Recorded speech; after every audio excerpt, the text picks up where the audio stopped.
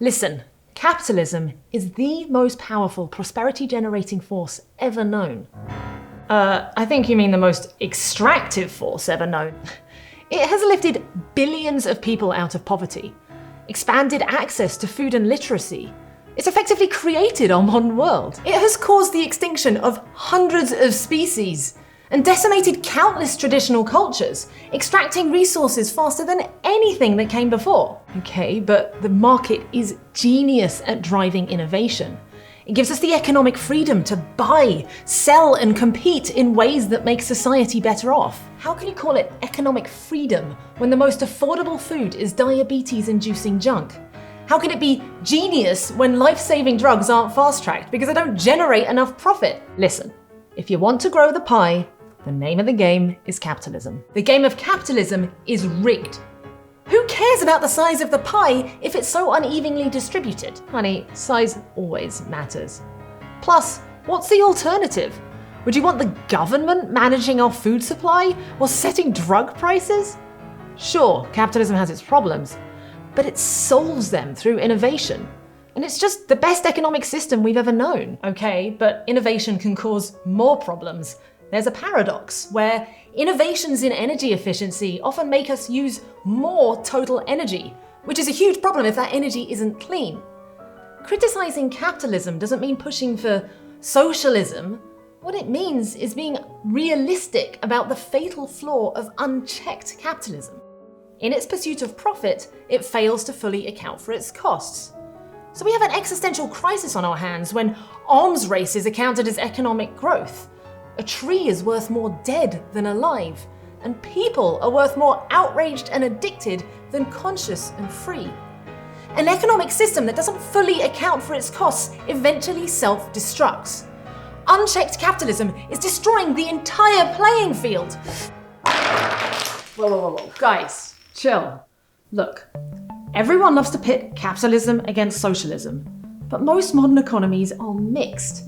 They combine the decentralized intelligence of the market with the stabilizing force of the state. But ultimately, capitalism and socialism share the same fatal flaw. What's that? They both prioritize one metric at the expense of others.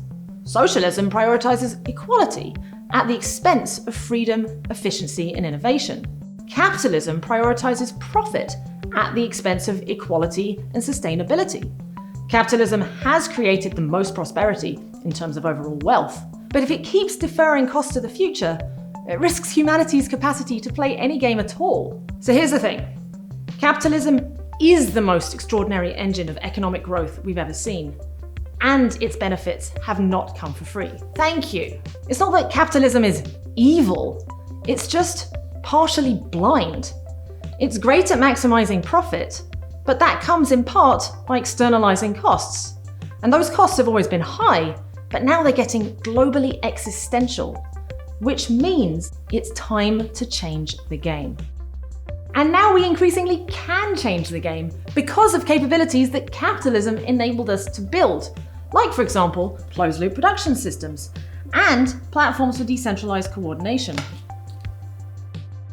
In other words, capitalism has brought us to a terrifying but also miraculous point at which humanity must change and is newly able to change. Perhaps our next economic system, which is just the next one by the way, can take the best bits of capitalism and evolve beyond it. Perhaps we can reframe the debate from capitalism versus socialism to economic systems that only prioritize one metric versus economic systems that actually account for more of what we truly value. And for sure, we can always integrate more perspectives. Our view will probably always be incomplete, but we can always strive to see more faces of this hyperdimensional shape that is reality. So, in that spirit, what if we integrate the faces of gender? There are meaningful differences between men and women. There are meaningful differences between sex and gender identity. Feeling like a woman doesn't make you a woman. I'm no TERF, but feeling like a woman doesn't make you a female. Inclusivity is important, but it can't replace biology. Can you imagine what it would be like if your biology felt wrong? Throughout history, there have been people whose gender identity did not map onto their sex. And nowadays, people from Sam Smith to Harry Styles are rejecting gender stereotypes altogether. But trans people are reinforcing gender stereotypes like you. If you're a woman who likes to wear men's clothing or is attracted to other women, you don't need to become a man. You need to expand your definition of womanhood or deal with your homophobia. Trans people are using stereotypes in order to assimilate into their new gender identity. When I was in transition, I wore men's suits and bow ties in order to be perceived as a man.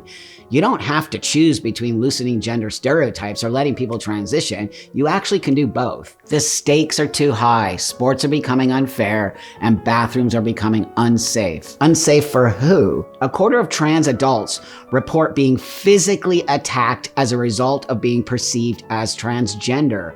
The stakes are also high for trans people. Well, then let's talk about the highest stakes of all, our kids. Kids are making irreversible changes to their bodies, which could lead to infertility. Premature medicalization can be devastating. Listen, puberty can only be altered during puberty. That's called science. But if you're worried about premature medicalization, try being more inclusive so that young people who feel uncertain about their gender identity don't feel pressured to medically transition. Gentlemen, females, friends. We're talking about three interrelated things: biology or sex, culture or what's often called gender, and psychology or identity. One of you thinks what a woman is entirely determined by a person's sex, while the other thinks a woman is defined by whatever gender they identify with. In other words, one of you is leaning exclusively on biology, while the other is leaning exclusively on psychology and culture. The truth is, biology is the most fixed, but culture and psychology are equally important. And ultimately, we need all three legs of the stool to understand what a woman and what a man is. We need this damn stool because this debate is honestly exhausting. Yeah, I'm tired of this too. Me too. We're also talking about different contexts, like sports and classrooms. Sports is a competition between bodies, not a competition between identities. So perhaps in that context, we should categorize athletes according to their biology. Classrooms require civility. So perhaps there, we should identify people the way they want to be identified.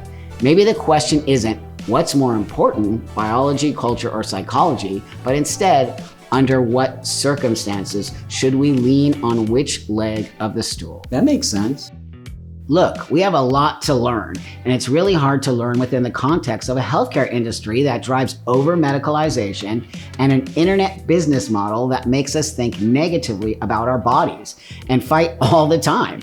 But I think we've learned enough to say all transgender people deserve legal protections and medical care. But the right to make irreversible body modifications should probably be reserved at least until the age of consent, except maybe in rare evidence-based circumstances. I am living proof that medical transition in adulthood can work. Look, I might not be the right face for faces of gender. I'm an old grandpa. I transitioned in the early 90s when no one knew what transgender was, and it was impossible to get care. So my views about transitioning might be a little old school, and many progressive young trans people don't totally understand me. I have been harsh because I care. I'm like a worried grandpa who's grumpy about you being unsafe. Could I be any less frustrated? Maybe. Would it be more effective?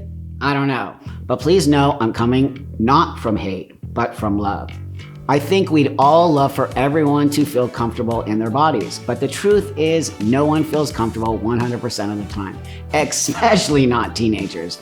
There will always be people for whom gender transition is the right path.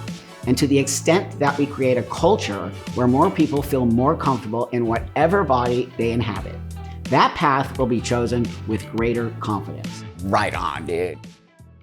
Imagine if your ancestors were rounded up, chained, shipped to another country, and enslaved. I don't deny the cruelty of slavery in America, but perhaps what you deny is the progress that Black Americans made despite that cruelty. We made progress for America. We fought wars for this country, and when we came home, we were lynched in our uniforms. We built America with our bare hands. Slavery didn't build America. Slavery stifled America because it took people who could have been innovating and treated them like animals. But what we did build were Black Wall Streets in cities all over the country. Our Black Wall Streets, they were burned to the ground with the support from the state. We've elected almost 200 Black Americans to Congress. If Black wealth in America were concentrated, we would be almost the size of Canada. Black workers earn 82 cents for every white worker's dollar. Oh yeah? Well, you want to play victim and perpetrator forever? Black fathers aren't absent because of slavery, and white Americans aren't responsible for the sins of their ancestors. It's time to stop blaming the system and take responsibility for our lives. The absenteeism of Black fathers is not unrelated to the systemic emasculation of Black men. Tell me, how did the United States of America, where all men are created equal, manage to enslave an entire population of men and women? Well, white Americans had to make Black Americans not human. They made us 3/5 human. It was actually the North that did that for votes. But the point is, Americans believed we were not human. That belief infected our entire system, from our hearts to our schools to our halls of power. That's what it means for racism to be systemic. And in order to extract racism from our system, we must see race. We must see race? Isn't the point to overcome race? Martin Luther King dreamt of a nation where children are judged not by the color of their skin, but by the content of their character. There are racial gaps, I get it. But Blacks from all over want to come to America. Could it be that America is the best place in the world to be Black? Ladies.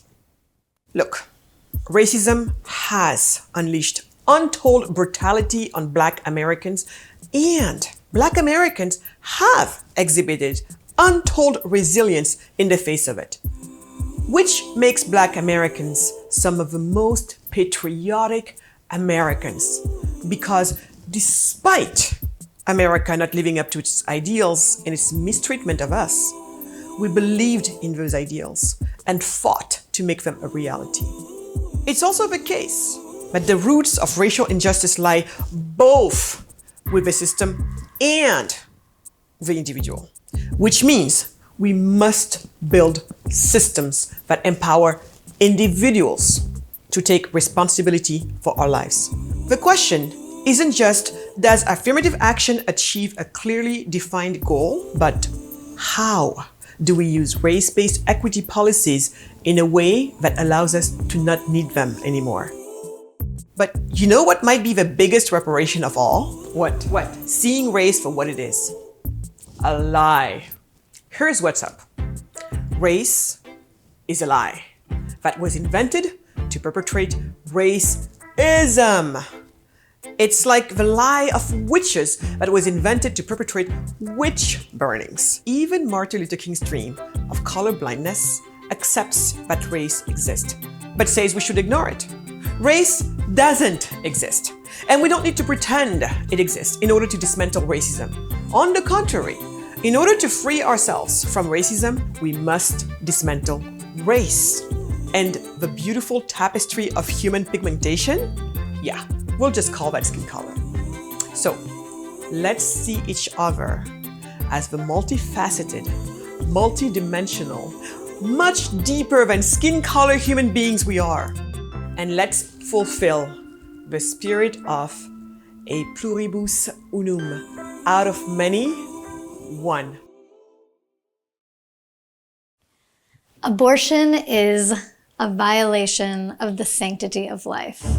Abortion is an act of bodily autonomy. If we didn't treat life as sacred, we would diminish human dignity. If we didn't have bodily autonomy, we would diminish human freedom. A fetus is a human being in its earliest stages of development. So abortion is a moral problem at any stage, but the problem gets worse as the fetus grows. Well, if we want to care for that human being in its earliest stages of development, Let's care for them not just while they're in the womb, but over the course of their entire lifetime.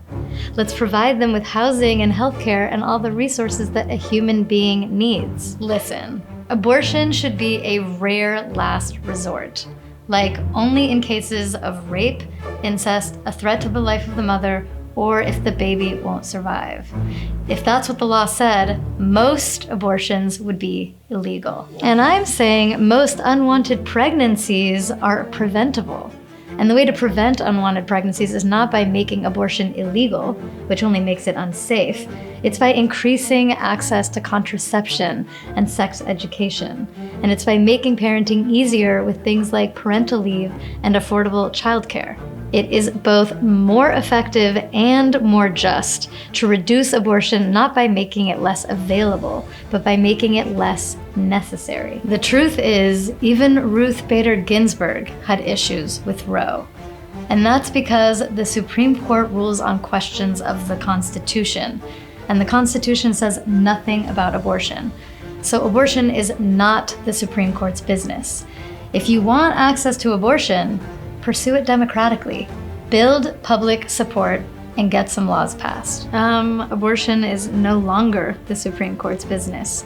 Roe was overturned, and so we are pursuing abortion democratically. And our democracy is saying, even in conservative states, that we want abortion rights. Has anyone ever told you two that for having such different opinions, you really do look a lot alike? Anyways, are you pro-choice or pro-life is not a good question. You can't really be anti-choice or anti-life, right? Not really. No. Perhaps a better question is, how should states navigate the trade-offs between the rights of a developed individual, a woman, and the rights of an emerging individual, a fetus? The way other democracies do that is by generally prioritizing the rights of the woman up until a point, and then prioritizing the rights of the fetus. And women's versus fetal rights is not entirely what this debate is about. If it was, advocates for fetal rights would unequivocally support birth control, and advocates for women's rights would unequivocally admit that abortion does cause deep emotional pain. They don't. So perhaps it's time to reframe the debate from pro-choice versus pro-life to people who want to reduce unwanted pregnancies and the need for legal abortion versus people who want to restore traditional gender roles or treat abortion as just another form of birth control.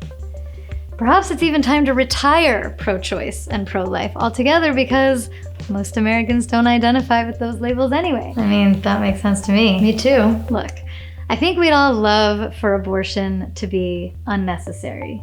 And I think we understand that under some circumstances, abortion is the least bad option. So the task at hand is to democratically decide under which circumstances to make abortion available, while we also work to make abortion less necessary. This will be an evolving task because viability is moving earlier and earlier, but if we act as a democracy, I think we can do it. The internet wants to put you into a box. It gives you two options, red or blue, woke or anti-woke, pro-choice or pro-life. Don't fall for the false trade-off. Integrate more perspectives. Our view will always be partial, and we can always strive to see more faces of the diamond that is reality. In that spirit, what if we integrate the faces of capitalism? Faces of X is a series devoted to perceiving reality more fully. Watch the full series and make your own.